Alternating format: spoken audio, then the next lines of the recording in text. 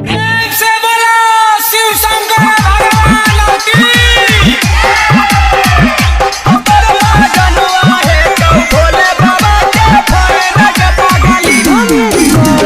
Studio Jehanabad.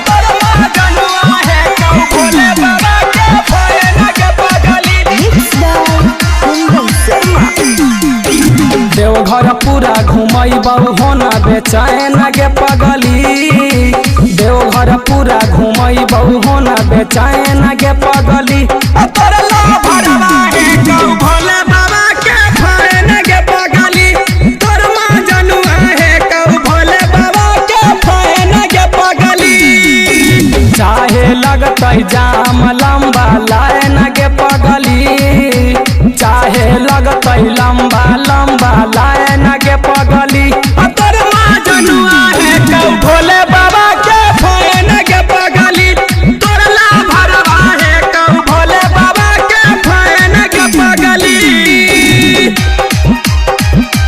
तोर माँ जनुआ है कहू भोले बाबा के फैन गे पगली। स्टूडियो जहानाबाद। तोर माँ जनुआ है कहू भोले बाबा के फैन गे पगली।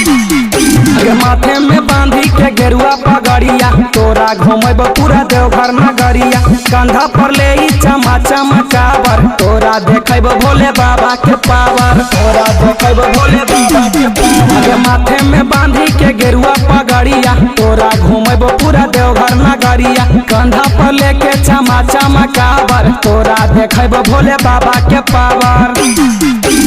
ओकरा रहते कोई ना मिलै तब नाए न गे पगली। ओकरा रहते नहीं मिलै तब नाया न गे पगली। तोरा ला भरवा है कहू भोले बाबा के फैन गे पगली। तोर माँ जनुआ है कहू भोले बाबा के फैन गे पगली। तोर माँ जनुआ है कहू भोले बाबा के फैन गे पगली। स्टूडियो जहानाबाद। तोर माँ जनुआ है कहू भोले बाबा के फैन गे पगली। कुंदन शर्मा। रहिया में थकमी तो देता तोर साथ गे। चलतो पकड़ के तोर हथवा में हाथ गे। बड़ी है नामी वहाँ के संखा पोला। कहमी तक किन देबो छौड़िए का झोला। कहमी तक किन देबो छौड़िए का झोला। रहिया में थकमी तो देता तोर साथ गे। चलतो पकड़ के तोर हथवा में हाथ गे। बड़ी है नामी वहाँ के संखा पोला। कहमी तक किन देबो छौड़िए का झोला। गुंजन बिहरिया करई तौ तोरा शायर गे पगली। गुंजन बिहरिया करई तौ तोहरा शायर गे पगली। तोर माँ जनुआ है कहू भोले बाबा के फैन गे पगली। तोर ला भरवा है कहू भोले बाबा के फैन गे पगली।